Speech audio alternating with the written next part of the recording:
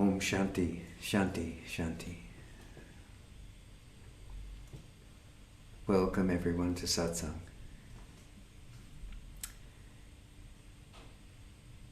Can you hear me?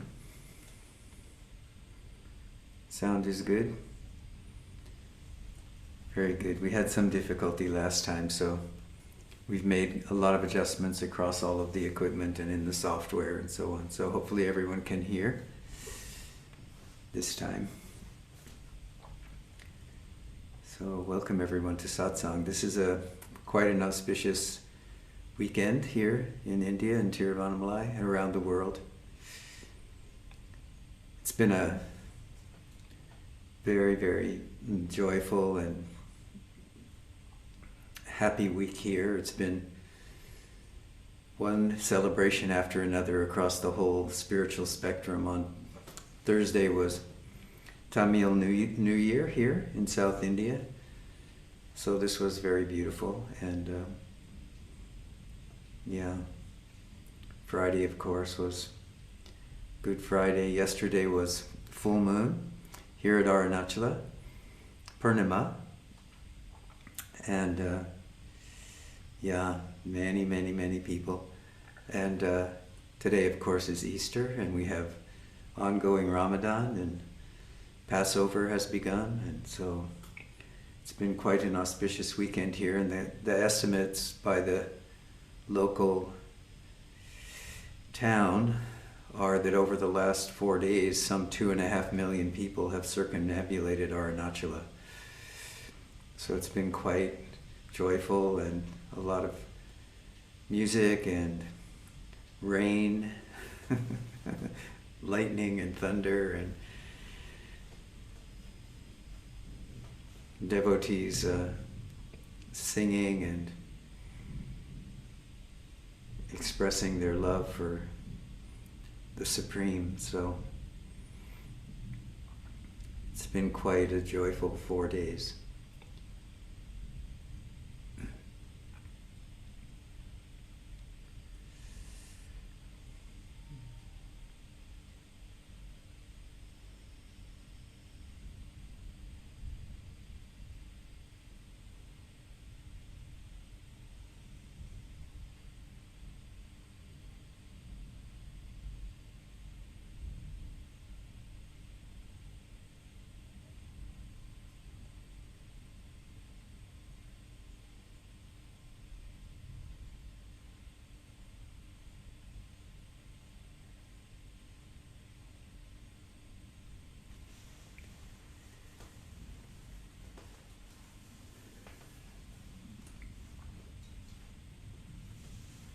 So I'll invite you to turn on your microphone if you'd like, or send something through the chat. And if you have something you'd like to share or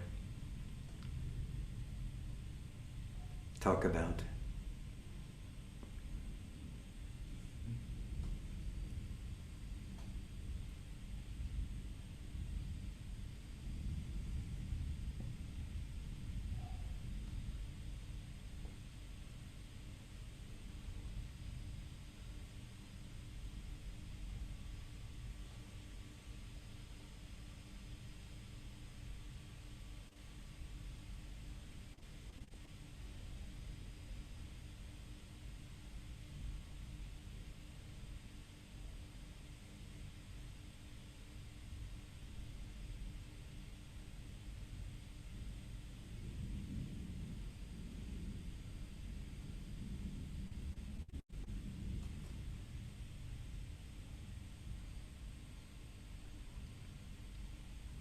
You may hear thunder in the background too. We're having an electrical storm now as well. So tonight, my time. So if you hear the thunder, that's what you're hearing. And of course, with the thunder and the lightning around Sri Arunachala, there's always the possibility that the power will get knocked out. So if your screen goes black, don't worry. It's just that the power's been knocked out.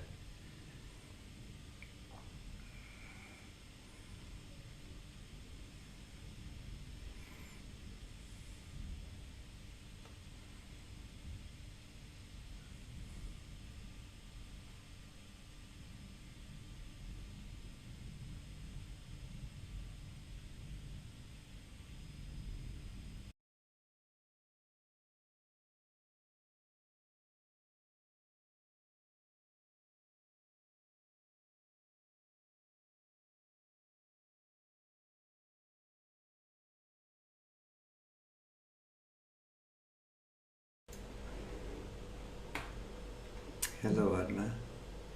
Rishiji, there's just a question arising um, as you spoke a lot about yourself in self-inquiry when your body was going through a painful process and weakness. Because I noticed myself that when the attention is very much fixed on what is going on with the body or any kind of um, mental dysfunctioning or disease, that this alertness, it seems to be fogged, as if there's like a kind of a fog around it, and that is seeing, it seems that there's awareness about it, but it seems that the seeing is not as pristine clear as in a healthy state. But then it's just coming in waves. So I just felt to ask how this self-inquiry, how the power and attention can be just be turned on again and again, even in moments of strong pain or weakness, so that it can be disregarded, whatever is happening on the body level, just to stay here and not to identify with anything happening on that level. If you can maybe guide.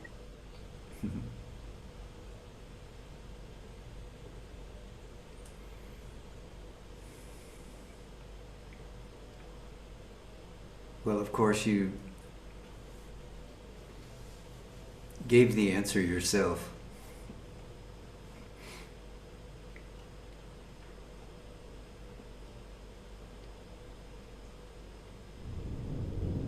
Because even though that cloudy or unclear state is there and some pain is there in the body, some discomfort is there in the body,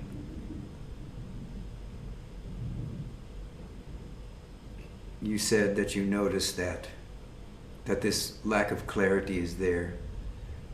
So in some way, it's good to remember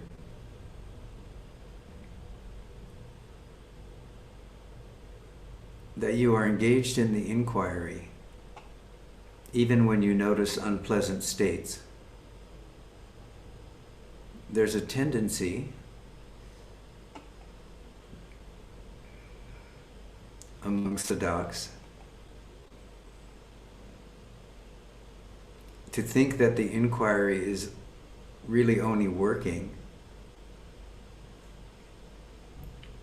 when they can use it to access pleasant states or neutral states. And this is particularly true when you're ill, because you don't necessarily expect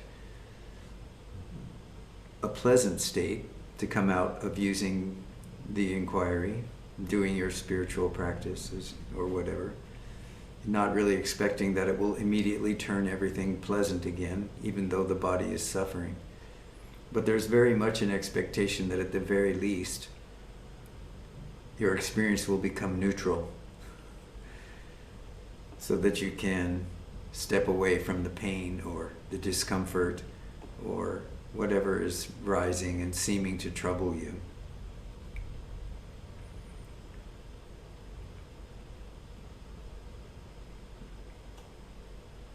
But this is not really the focus of inquiry, to make your life more pleasant or more neutral. The focus of inquiry is really to begin to notice that whatever the content on the screen of knowing, you are aware. The reason that this is significant is that over time, it makes it possible for you to notice all sorts of experiences in body, mind, or world, pleasant, unpleasant, or neutral, without reacting to them or without reacting strongly to them. The benefit of this is that it's in the reactions that we have in body-mind that we can see the way in which this cloudiness that you're talking about, this veiling, slips into place either unnoticed, but over time we begin to see that it slips into place and we can notice that it's happening. But we also begin to realize that noticing that it's happening offers us some relief from this sense that something is wrong or some problem needs to be solved. Because experience, mind, body, and world, is just what it is. And what the inquiry does for us, provides for us, is the opportunity to rest in that prior state of awareness.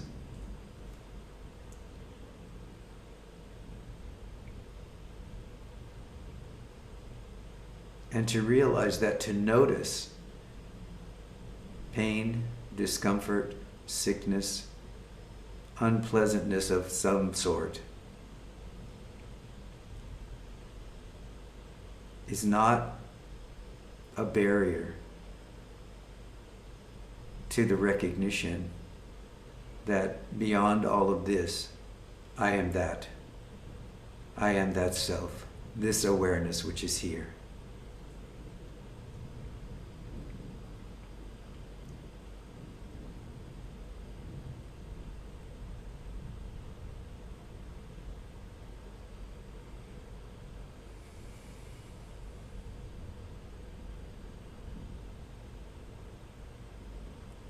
So I would encourage you that when you notice, oh yes, this lack of clarity is here, or this unpleasantness is here, or this sickness is here, or the pain is here in your hand in the case of the surgery, that you notice that through all of this, there is a place in which you are abiding, which is quiet, and is aware of this difficulty, aware of the unpleasantness of it, and yet remains aware of itself, even with unpleasantness present. This recognition that even with this present, in the body, in the mind, or the world, I am aware, and I know I am aware. This is the path of inquiry. This is the declaration of inquiry, you can say. So when we first begin to train ourselves, we ask the question, who am I? What is aware here? What am I? These different forms of the inquiry, we ask the question. But as we mature in the practice of inquiry, and as we gain a firm foundation, it becomes more like this. Ah, yes, I see. Even with this challenging mind state, this challenging physical state, this challenging, I recognize that even in this I am aware. That awareness is here. And I am aware that I am aware. And this begins to really solidify the foundation of inquiry. Gives us a firm foundation on which to build this recognition that the self is always here as being consciousness in the midst of all experiences, pleasant, unpleasant, and neutral, past, present, and future. In all of this, there is a firmness, and that firmness rests as awareness itself.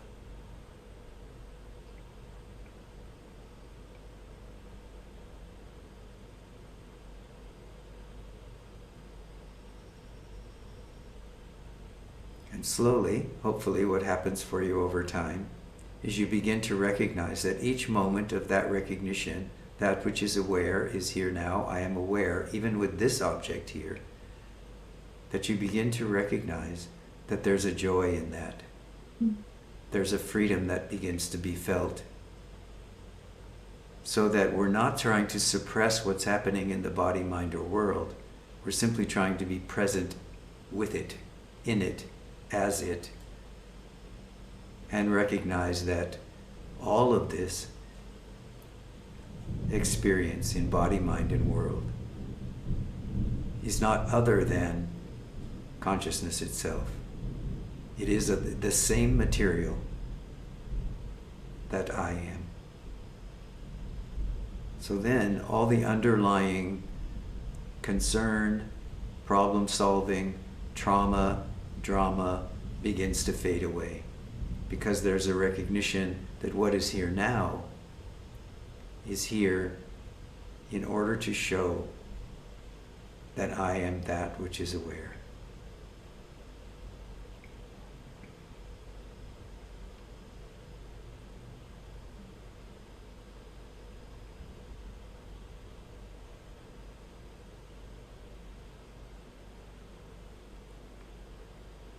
It's important for each of you to understand and to recognize that you are much stronger than you think you are.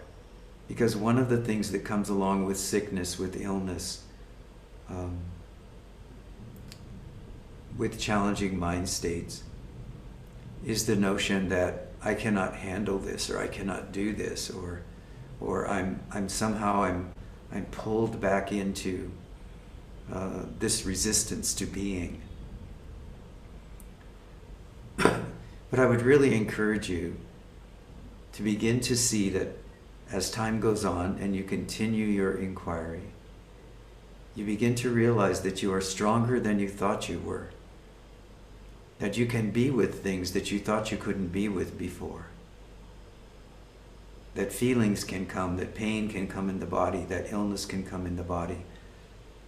And you can surrender whatever position or point of view you might have had in the past about what that meant.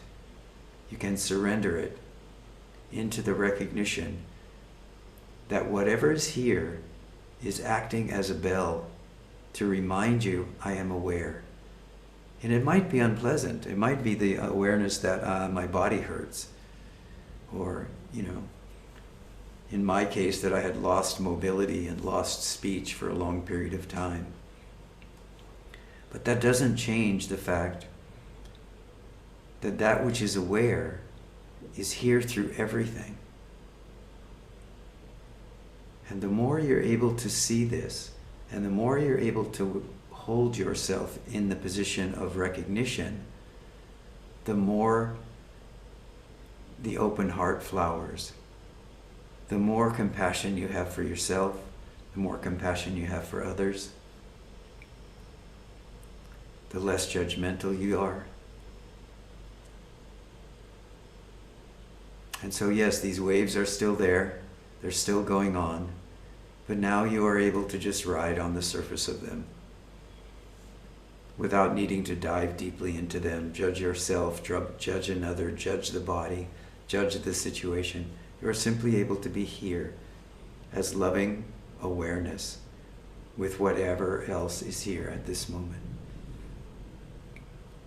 And that what is here in awareness as an object, that doesn't define who you are. Objects are just objects. You all now have enough experience to know that everything that comes lasts for a period of time, short or long, but then it goes. Everyone knows this from our own experience, even without being a long time practitioner. We all know that the things we were experiencing last year, 5 years ago, 10 years ago, we are not experiencing them now. We made some sort of resolution with them, we moved on, we don't think about it anymore. So whatever is here now is also the same way. The reason we know this is because we are able to see whatever the objects are. Around objects, there is this experience that happens of the unreality of objects, not because they aren't being experienced, but because they have no lasting quality. the lasting quality that we experience in our moment-to-moment existence is in awareness itself, isn't it?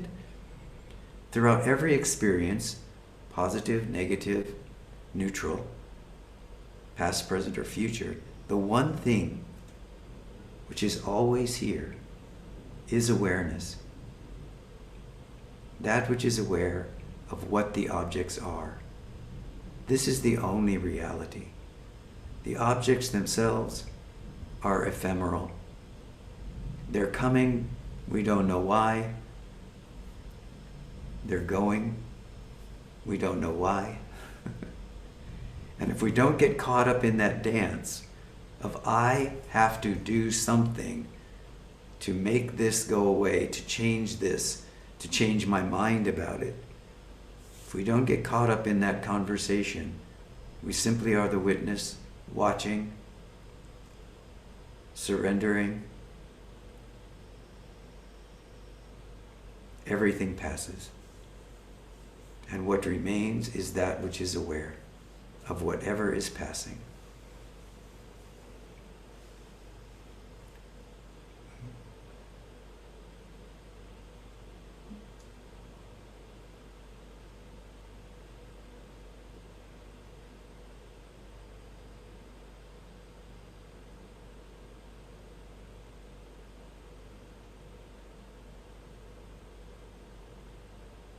When I say you are the self, what I'm saying to you is,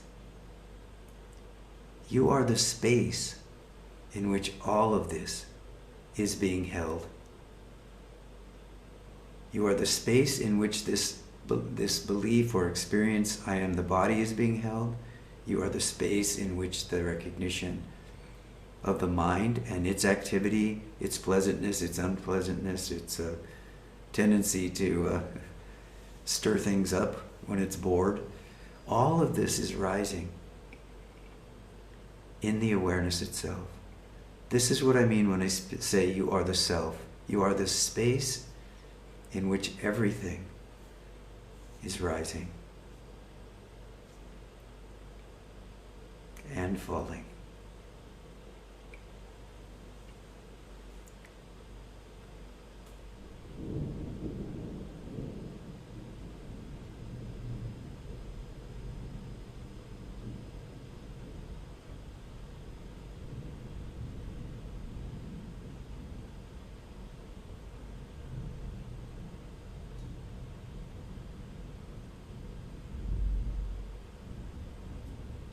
Coming to know this about yourself doesn't mean you won't experience any unpleasantness, or you won't experience illness, or the body won't die. It means that you won't be disturbed by it.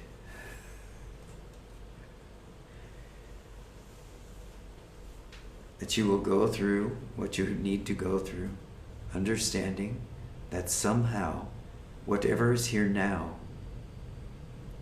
is here to help you awaken to the truth of your own being as being, consciousness, and bliss. And as difficult as it may be, it is not different from you, separate from you, outside of you. Whatever is here to show you that you are the space in which all of this is arising.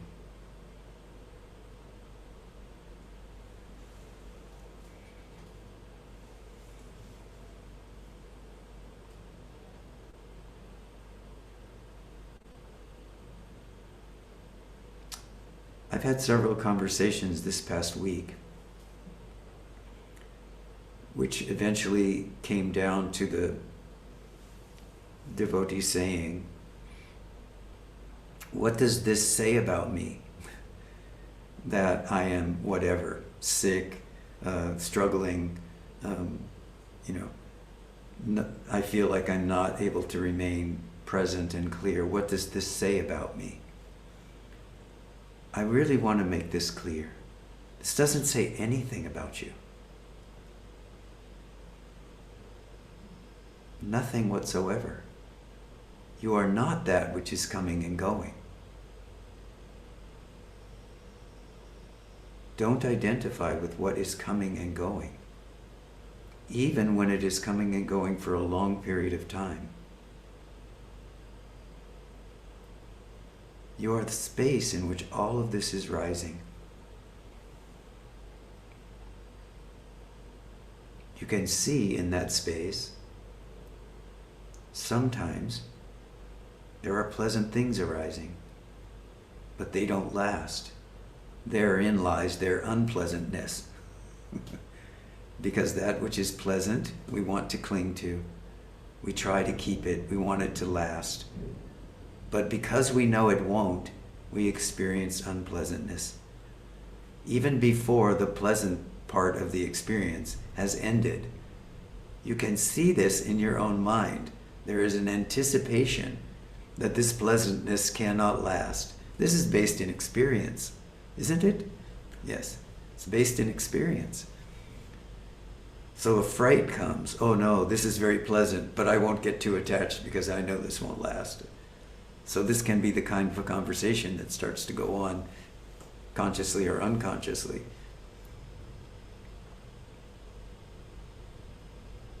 But as soon as we begin to realize that we are that space in which there is nothing but awareness itself, which is not tied to the body, which is not tied to the thoughts, which is not tied to the world experience, then we are that which is before all of these objects. As soon as this begins to become firm, to mature in us, then we have the opportunity to really experience ourselves as being consciousness, as space which is able, willing to hold all of this.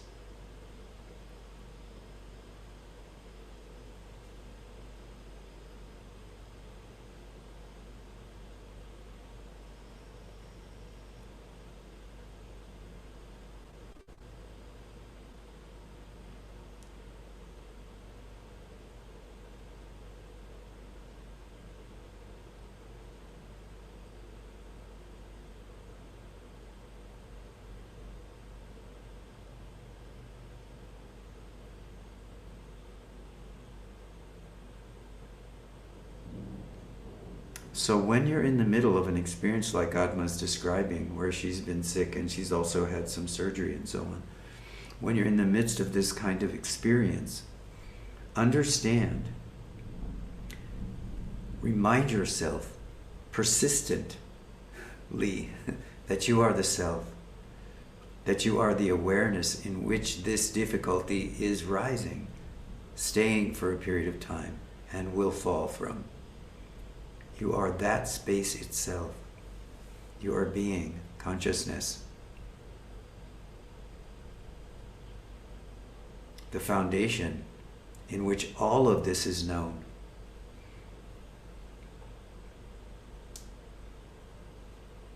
So now your practice goes from asking yourself, who am I, to realizing, I am this space. I am the self. And all of this is rising within myself. You may need to work with patience a little bit. When unpleasant circumstances arise for any of us, it's only natural from a conditioned point of view that we want it to be over with as quickly as possible. But it's a humbling experience, isn't it? To realize that we don't have control over the circumstances of our own life. Then we come up against the question, whose life is it anyway? Is it my life, very personally, or is it life itself, which is happening here? And we must somehow find a way to surrender to and respect the wishes of the Supreme in this moment.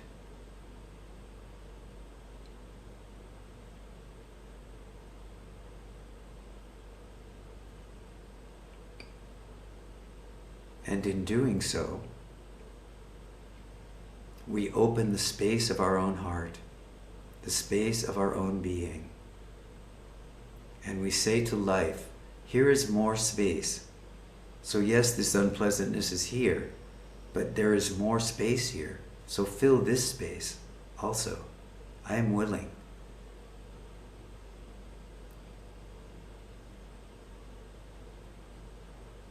I will receive whatever you offer me.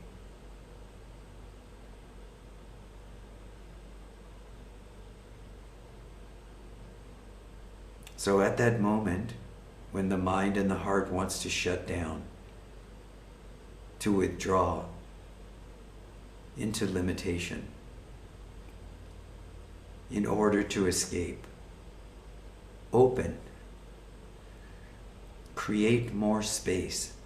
If you feel like you must do something, create more space, and then see what life puts in that space for you.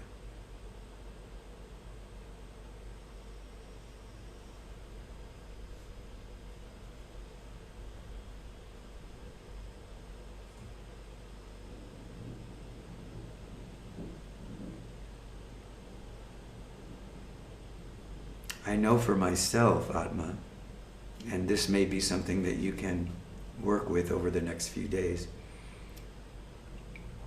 that I came to really love the space of my own life during that period of time where I was very ill. Responsibilities are diminished. You're home alone a lot. Basic necessities are there and taken care of. There's a roof, there's food.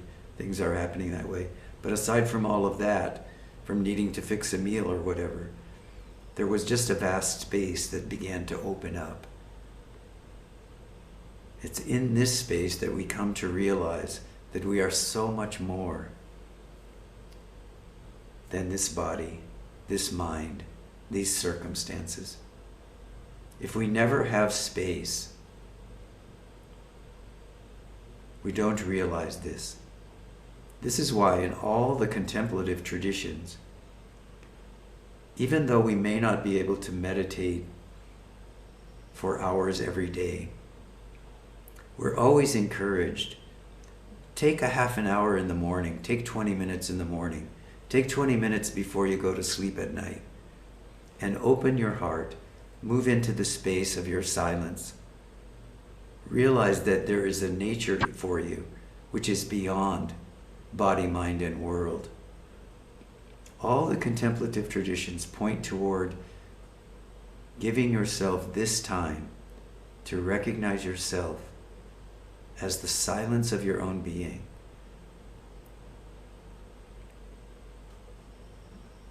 Just for a few minutes each day. When you take this up as a regular way of being in the world, part of your everyday experience, what starts to happen is the world, life itself begins to create a falling away of the world, so that more and more there is space for you to be in the silence of your own being. Sometimes the way it does this is through illness. It just does.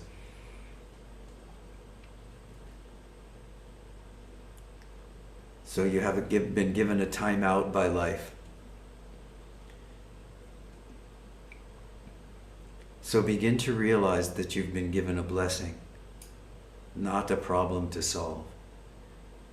The world has given you permission to say to family, friends, bosses, businesses, I am on a timeout now. I will talk with you next week.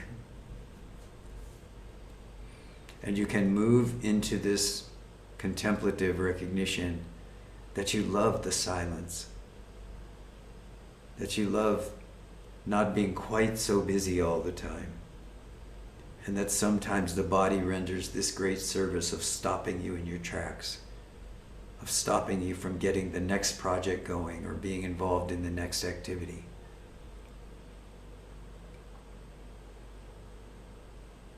When you become aware how much you love the silence of your own being, and you're willing to turn off the TV, turn off the screens, turn off the music even, and you're willing to just be in the silence of your own being. When you come to recognize how much you love that, and I don't mean telling yourself you love it, I mean when you actually realize that you're perfectly okay with the world going away for periods of time, that you love the silence of your own being.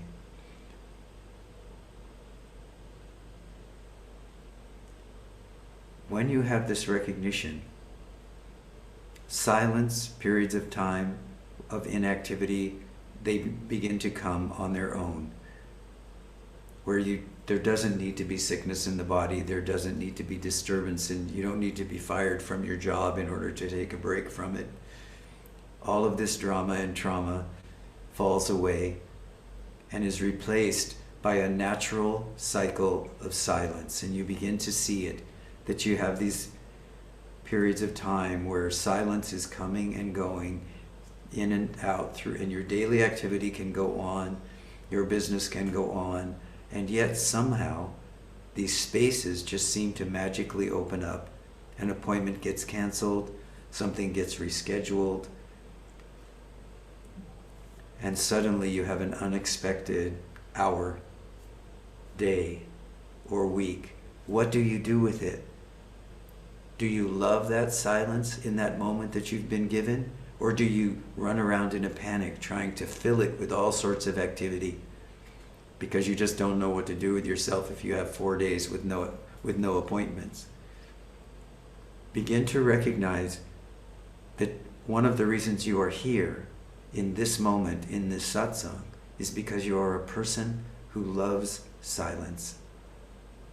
You might be afraid of it until you get used to it, but you love it.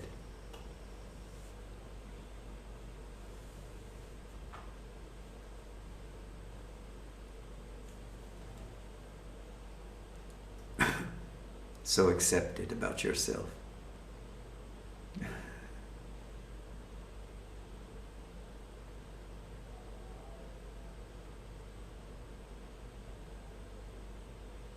And even though all of your friends and family are saying, oh, I don't know how you can do that. I cannot stay home. I have to be busy. I have to see my friends. I have to go to dinner. I have to go to lunch. What am I going to do next Tuesday? What am I going to do next Thursday? What's it going to be like, this time next month? We all know these people. Maybe you're one of them who has a calendar that's already filled out all the way until the middle of June. Sometimes this is necessary. For those of you like Brandy who are in your master's program, it's a busy time. We understand. I'm not talking about that. I'm talking about those of you who just simply feel like you have to fill every moment of every day with some activity, some screen, some person. And you really struggle when life gives you 2 days unexpectedly, all to yourself. But begin to notice this about yourself. And then you can begin to accept that this deep recognition of your love for silence is what is showing itself in that moment. It's not that your world is falling apart, it's that life is saying to you, respect your silence, enjoy it, move into it, discover who you are, and here's the time to do it. So then you can begin to notice the cycles, the ebbs and flows of your own life,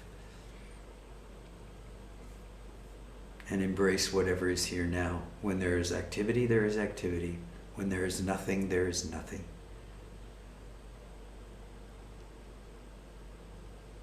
That which is aware is holding it all. You are that.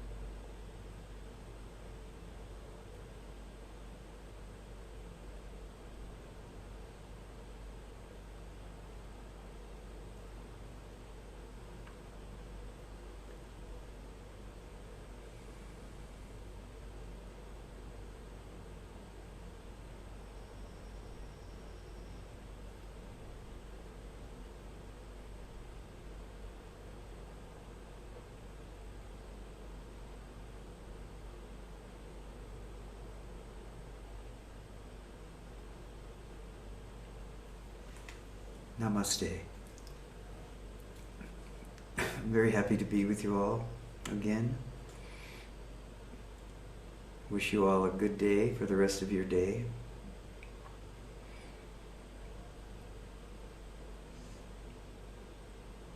May there be joy and peace in your heart.